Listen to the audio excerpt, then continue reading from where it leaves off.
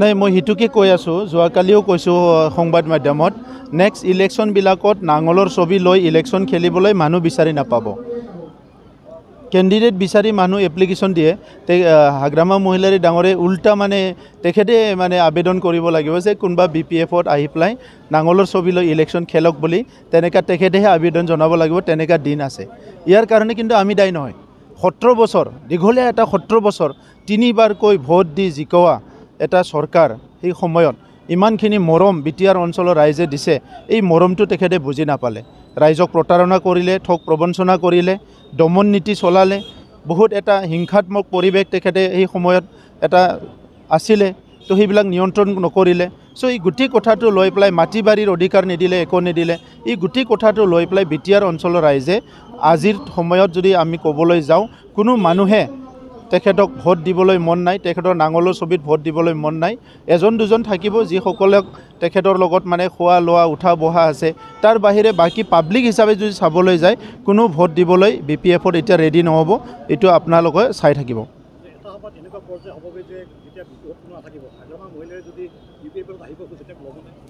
চাওক, ব্যক্তিগতভাৱে তেখেতক মই বেয়া নাপাওঁ, মানুহকতো মানুহ মানে বেয়া পাব নোৱাৰে, কিন্তু তেখেতৰ আইডিঅ'লজি চিন্তাধাৰাবিলাক মই সমৰ্থন কৰিব নোৱাৰোঁ। গতিকে আজিৰ সময়ত আমি ভাবিব নোৱাৰোঁ, ৰাজনীতি কৰিছোঁ বুলি আৰু ইমানো আইডিঅ'লজিৰ পাৰ হৈ যাব নোৱাৰোঁ, ব্ৰেক কৰিব নোৱাৰোঁ। গতিকে আজিৰ সময়ত আমাৰ আইডিঅ'লজিয়ে কয় যে তেখেতক আমাৰ দলত ল'ব নালাগে, মই সেইটো কথা কৈছোঁ। কিন্তু অনাগত দিনত আপোনালোকে চাব, এটা ভাল পৰিৱেশ আহি আছে। প্ৰধানমন্ত্ৰী নৰেন্দ্ৰ মোদী ডাঙৰীয়াই 2014 চনত কৈছিলে আচ্ছে দিন আনে ৱালে হে। সঁচা সঁচিকৈ ভাৰতত ভাল দিন আহি গ'ল। আজি মুখ্যমন্ত্ৰী ডাঙৰীয়াৰ নেতৃত্বত অসমখনত যিমান এটা ভাল দিন আহি গৈছে, বিটিআৰত আমাৰ চৰকাৰ অহাৰ পিছত শান্তি সম্প্ৰীতি নিৰাপত্তা সমন্বয় বহুত ভাল এটা পৰিৱেশ আহি গৈছে। গতিকে এই কাৰণে আজি সকলো ৰাইজ ওলাই আহিছে। যোৱাকালি দেখিছোঁ মই 30টাকৈ সংগঠন মানে আমাৰ কেণ্ডিডেটক সমৰ্থন কৰি প্ৰেছ মিট কৰিছে। গতিকে সকলো দিশৰ পৰা আজি চাবলৈ গ'লে আমাৰ UPPLৰ প্ৰাৰ্থী, যিটো NDAৰ প্ৰাৰ্থী জয়ন্ত বসুমতাৰী ডাঙৰীয়া কোকৰাঝাৰত আৰু দৰং ওদালগুৰিত দিলীপ শইকীয়া, আমাৰ দৰং ওদালগুৰি সমষ্টিত বিপুল ভোটত জয় হ'ব, আৰু এইটো এনেকুৱা মাৰ্জিন হ'ব যিটো নেকি কোনো কল্পনাই কৰা নাই। বৰ্ষত প্ৰধানমন্ত্ৰী নৰেন্দ্ৰ মোদী ডাঙৰীয়া তৃতীয়বাৰৰ কাৰণে প্ৰধানমন্ত্ৰী হৈ আছে। ইয়াত কোনো ধৰণৰ অসুবিধা নাই। কিন্তু কথা হৈছে যে প্ৰধানমন্ত্ৰী নৰেন্দ্ৰ মোদী ডাঙৰীয়াই যোৱা 10টা বছৰত আমাক শান্তি আনি দিলে, নিৰাপত্তা আনি দিলে, আৰু আমাৰ যিমানখিনি মৰম স্নেহ উন্নয়ন তেখেতে দিলে, ইয়াৰ কৃতজ্ঞতা স্বৰূপে আমি 3টা দল NDAৰ মেম্বাৰ হিচাপে BJPৰ নেতৃত্বত যি NDA চলি আছে ভাৰতবৰ্ষত আৰু অসমত, আমি AGP UPPL একেলগে হৈ পেলাই এই নিৰ্বাচনত কোকৰাঝাৰ লোকসভা সমষ্টিৰ পৰা আমাৰ প্ৰাৰ্থীক জিকাই দি, বিপুল ভোটত জিকাই দি, তেখেতৰ যি আমাক কৰা মৰম, আমাক কৰা বিভিন্ন যিখিনি উন্নয়নৰ কাম কাজবিলাক, এটা কৃতজ্ঞতা স্বৰূপ আমি তেখেতক এটা সন্মান জনাব লাগিব। চিম্পল কথা। দ্বিতীয় কথাটো হৈছে যে অসমৰ মুখ্যমন্ত্ৰী ডাঙৰীয়াই দায়িত্ব লোৱাৰ পিছতে হাজাৰ হাজাৰ কোটি টকাৰ কাম আজি বিটিআৰ অঞ্চলত আনিছে। তেখেতৰ নেতৃত্বতে আজি বিটিআৰ অঞ্চল শান্তি আহিল, নিৰাপত্তা আহিল, সমন্বয় ঘূৰি আহিল। গতিকে আজি তেখেতক আমি কৃতজ্ঞতা আৰু ধন্যবাদ দিব লাগিব, আৰু তেখেতৰ হাতখন সদায় মজবুত কৰি ৰাখিব লাগিব। গতিকে অসমৰ 14টা লোকসভা সিটৰ ভিতৰত 14টা লোকসভা সিট জিকি যোৱা মানে অসমৰ মুখ্যমন্ত্ৰী ডাঙৰীয়াৰ হাত শক্তিশালী হ'ব, আৰু তেখেতে যিমান আমাক এতিয়া মৰম দি আছে, যিমান উন্নয়ন দি আছে, ইয়াতকে ট্ৰিপল স্পীডৰ আৰু কাম কৰি পেলাই অসমখন ভাৰতৰ ভিতৰত এখন উন্নত ৰাজ্য হিচাপে গঢ় দিব পাৰিব।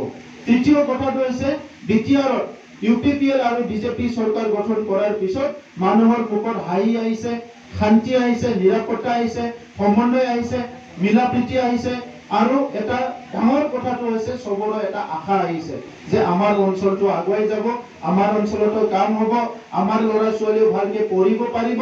এই আশাটো আজি মানুহৰ মাজত আহিছে। আমি চৰকাৰ গঠন কৰা দিনৰ পৰা কোনো এটা সেকশনক আমি বাদ দিয়া নাই। ছাত্ৰ ছাত্ৰীৰ কাৰণে কাম কৰিছো, মহিলাসকলৰ কাৰণে কাম কৰিছো, খেতিয়কৰ কাৰণে কাম কৰিছোঁ, শিক্ষকৰ কাৰণে কাম কৰিছোঁ, সকলো শ্ৰেণীৰ কাৰণে কাম কৰিছোঁ। আৰু যিসকলক দিব্যাং বুলি কয়, আমাৰ দাদা ভাইসকল আছে যিসকল ফিজিকেলি ডিফাৰেণ্টলি এবল, বিশেষভাৱে সক্ষম, সেই ব্যক্তিসকলৰ কাৰণেও আমি বিভিন্ন আঁচনি ৰূপায়ণ কৰিছোঁ। গতিকে আজি এই আঁচনিবিলাক লৈ ৰাইজলৈ আপোনালোকে যাব পাৰে। BPF আৰু আমাৰ মাজত কোনো তুলনা নহয়। BPFৰ 17 বছৰত 15,000 মানুহক মাটিৰ পাট্টা দিছিল, চবৰে মাটিৰে সমস্যা কয়। আমাৰ 3টা বছৰত 1,20,000 মানুহৰ মাটিৰ সমস্যা সমাধান কৰিছোঁ। BPFৰ 17 বছৰত 39,000 ঘৰ নিৰ্মাণ কৰিছিল, PMIৰ ঘৰ। আজি মন্ত্ৰী ডাঙৰীয়া ইয়াত বহি আছে। আমাৰ 3টা বছৰত তেখেতসকলৰ 17টা বছৰত 39,000 ঘৰ, কিন্তু সেই ঘৰবিলাকৰ সাৱধান হৈ আছিলে। 2010ৰ ঘৰ, 2015, 16, 17, 18ৰ ঘৰ আমি কমপ্লিট কৰিছোঁ। কিন্তু আমাৰ দিনত এতিয়া প্ৰায় 2 লাখ ঘৰ 3টা বছৰত PMIৰ নিৰ্মাণ হোৱা ইতিমধ্যে সম্পূৰ্ণ হ'বলৈ গৈ আছে। গতিকে আজি মন্ত্ৰী ডাঙৰীয়াকো আমি কৃতজ্ঞতা দিছোঁ যে তেখেতে আমাক 3 বছৰতে ইমানখিনি কাম কৰিবলৈ সুযোগ দিছে। মই দীঘলীয়া কথা নকওঁ, সকলো কাম কৰক। এই নিৰ্বাচনটো আমাৰে নিৰ্বাচন, এইটো বেলেগৰ নিৰ্বাচন নহয়। ইয়াত ৰাইজে আমাক ভোট দিওঁকে আছে। সদায় বিজেপি UPPLত হাজাৰৰ সংখ্যাত মানুহ জইন কৰি আছে। আৰু মইতো কৈ আছো এতিয়া এটা অনুমান, যি হাৰত BPFৰ মানুহবিলাকে ওলাই আহিছে, এনেকুৱা যদি হ'লে নেক্সট ইলেকশ্যনলৈকে নাঙলৰ ছবি লৈ ইলেকশ্যন খেলিবলৈ মানুহ বিচাৰি নাপাব। তেনেকুৱা এটা পৰিৱেশ আহি আছে। আৰু ইয়াৰ কাৰণে কিন্তু আমি দায়ী নহয়, তেখেতসকলে নিজে দায়ী। 17 বছৰ মানুহে ৰাইজে মৰম দিয়া ধেমালি কথা নহয় এটা গণতন্ত্ৰ দেশত। গতিকে 17 বছৰ মৰম দিয়াৰ পিছত প্ৰুভ কৰি দেখাব নোৱাৰিলে, প্ৰমাণ কৰি দেখাব নোৱাৰিলে যে তেখেতসকলে মানে আমাক কি কৰে, ৰাইজক সেৱা কৰিব পাৰে। এক মিনিট।